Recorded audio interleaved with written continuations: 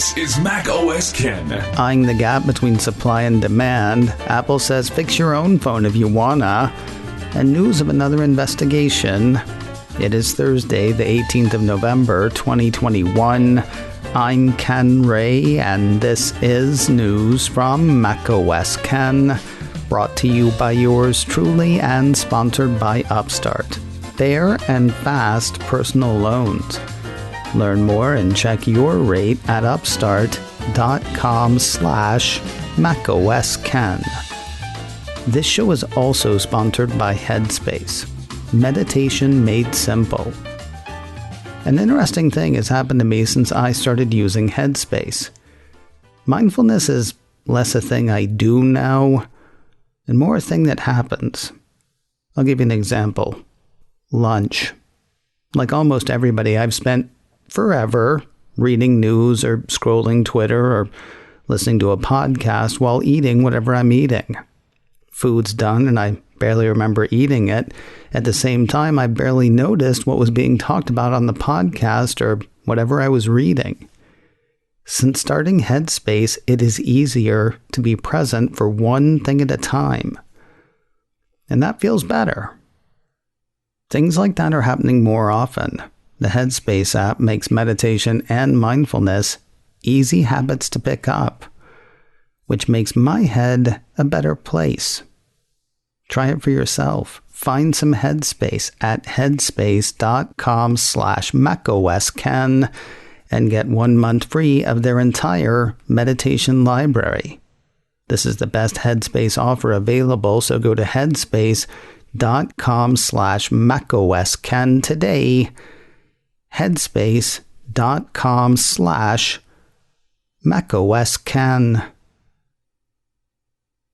Another financial firm says Apple is catching up with demand for iPhones and its unleashed MacBook Pros.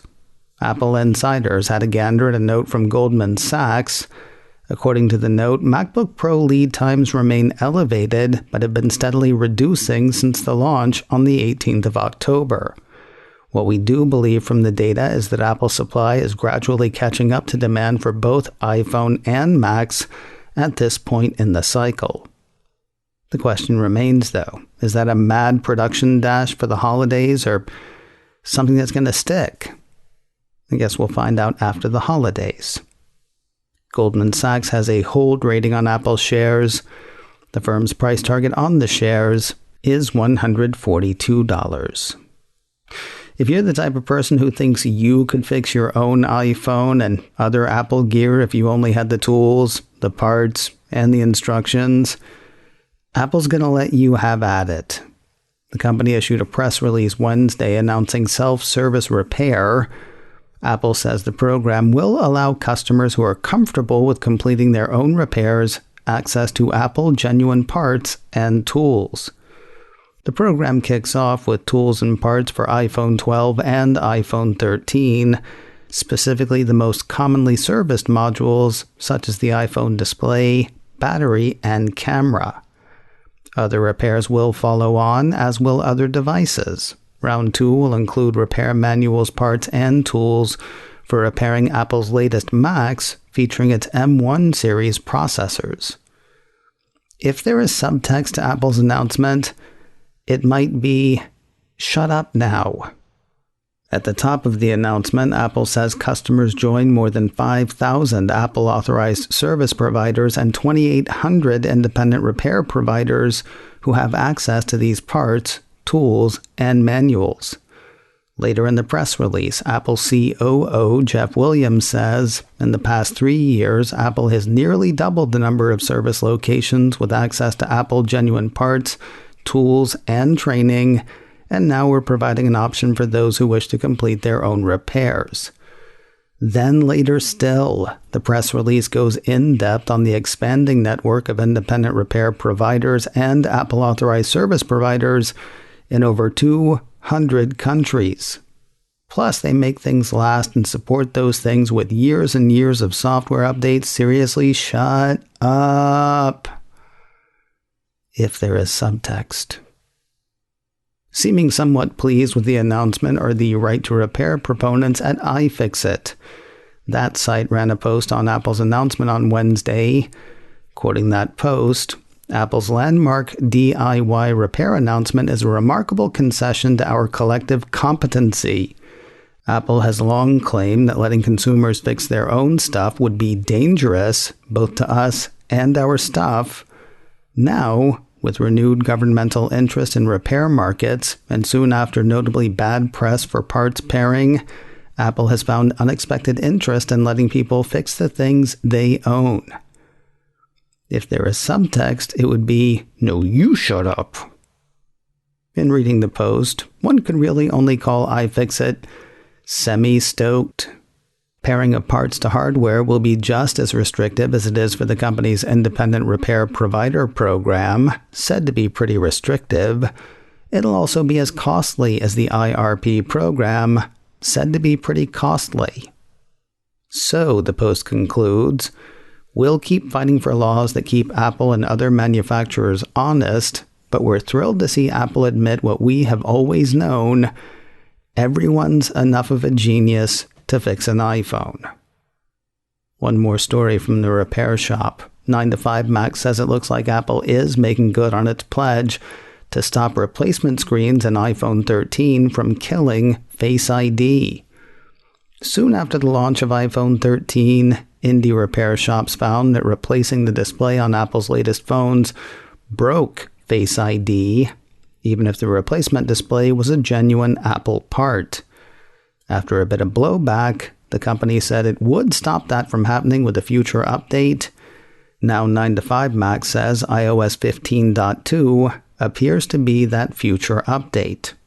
As shown in a video from repair shop iCorrect, says the piece, iOS 15.2 beta no longer disables Face ID when the user replaces the iPhone 13 screen with another one without moving the microcontroller from the original phone to the other. Kind of a bummer, the repaired phone will still flash a message indicating the screen is not genuine, but at least the phone will work as designed. Apple and Google are in the sights of another regulatory investigation. Apple Insider says the two are among 40 companies being probed by the UK's Office of the Information Commissioner over concerns that they are endangering children. Five Rights Foundation, an organization dedicated to protecting kids online, brought the California companies to the office's attention. According to the report, Five Rights found that Google and Apple did not do enough to prevent underage users from downloading age-inappropriate apps. For example, the report says that app stores that have age ratings for apps are apparently inconsistent with an app's age bar. In some cases, apps have no age ratings at all. Well, first of all, kids shouldn't be going to bars, period. And second, something else just as witty. Expect nothing from the investigation in the immediate future. If the office finds anything worth acting on, the piece indicates that such action won't be taken until next spring at the earliest. News of a couple of updates from Apple.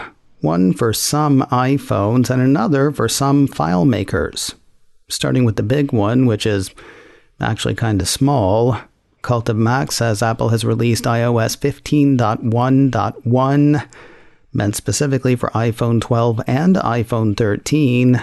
Apple's single release note says the update improves call drop performance on the two phones. You thought it was good at dropping calls before. iOS 15.1.1 is available now in the usual way. Again, though, it is only for the iPhone 12 and iPhone 13. If you're rocking an older phone than those, you'll have to drop your calls the old-fashioned way. As for the other update, Apple's subsidiary Claris has updated FileMaker Pro with support for macOS Monterey. A piece from iMore says there are actually several tweaks and improvements for both Mac and Windows, though the two biggest changes are the aforementioned support for Monterey and support for shortcuts. FileMaker Pro runs $19 per month per user, according to iMore. It's available to download from Claris.com, but not through the Mac App Store, funny enough. they may not want to pay Apple's 30%. More news in a moment, but first a word from Upstart. Fair and fast personal loans. If you dread looking at your credit card statements, you're not the only one. The weight of debt can feel crushing, but Upstart can help you get out from under it. Whether it's paying off credit cards, consolidating high-interest debt, or funding personal expenses, over 1 million people have used Upstart to get a simple, fixed monthly payment with a clear payoff date. Upstart looks at more than just your credit score, factoring in income and current employment. You can check your rate without impacting your credit score in minutes for loans between $1,000 to $50,000, and you can receive funds as fast as 1 business day after accepting your loan. Find out how Upstart can lower your monthly payments today when you go to upstart.com/macOSken. UPSTART.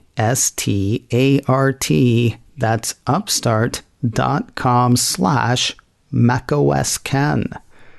Don't forget to use my URL to let them know I sent you. Loan amounts will be determined based on your credit, income, and certain other information provided in your loan application. Upstart.com/macOSken.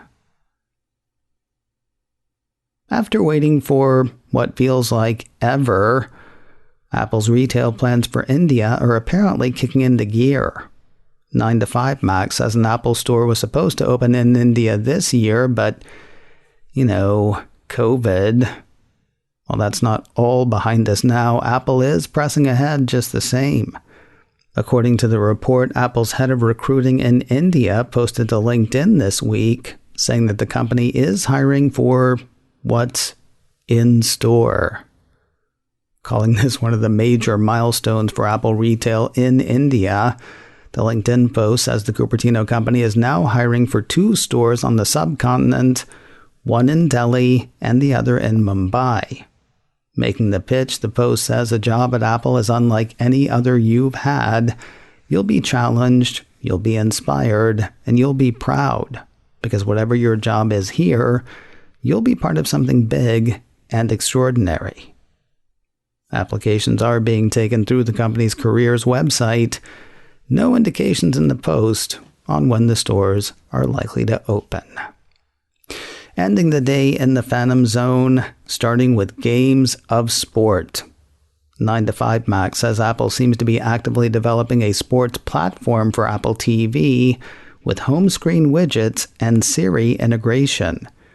The site says it's been tracing references to something called SportsKit since the first beta of iOS 15.2. Past that, there is little to discern currently, except it won't be for everybody, which is to say not everybody who develops. According to the piece, this API is currently being developed as a private framework, meaning the feature won't be available to every developer, which makes sense since sports-related content usually requires special deals, and Apple might have to work directly with providers. One mystery has been solved around an upcoming Apple TV Plus series. iMore says Apple has set a premiere date for the murder mystery comedy series, The Afterparty. If you don't remember what that is, the piece says The Afterparty is a genre-defying series centered on a murder mystery at a high school reunion. Each episode explores a different character's account of the fateful evening in question, all through the lens of popular film genres and unique visuals to match the storyteller's perspective. 3 episodes to start, with individual episodes turning up 1 a week each following Friday. The Afterparty gets underway on Friday, the 28th of January, on Apple TV+.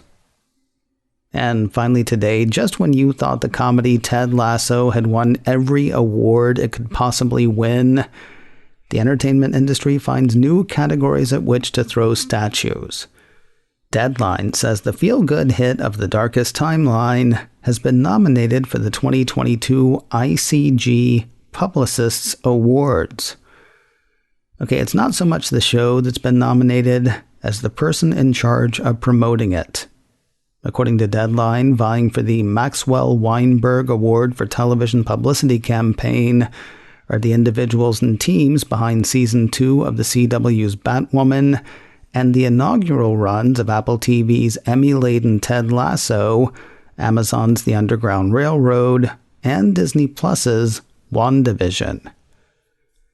I'm confused as to why the award is for the first season of Ted Lasso, not the second. But just like a red hot chili pepper, confusion is my middle name. The awards will be handed out next March. Coming up in a few minutes, is Apple's annual software update schedule a good thing? Should tweaks come when ready, saving big updates for exciting changes? RCR Wireless scribe Peter Cohen and I kicked those questions around. The show is called In a Few Minutes. Grab it and listen, where you grab and listen to podcasts.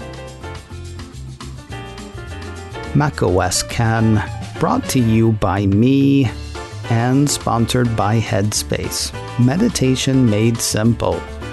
Get a free 1-month trial at headspace.com/macOScan. This show is also sponsored by Upstart, fair and fast personal loans.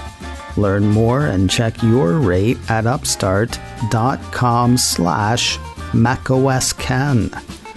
Advertising handled by Backbeat Media. Online at backbeatmedia.com. You can reach me a couple of ways. Info at macoscan.com or call 716-780-4080. Until next time, that is news from macOS Ken.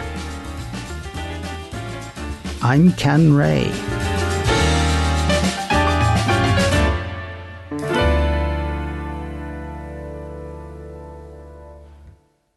Ciao.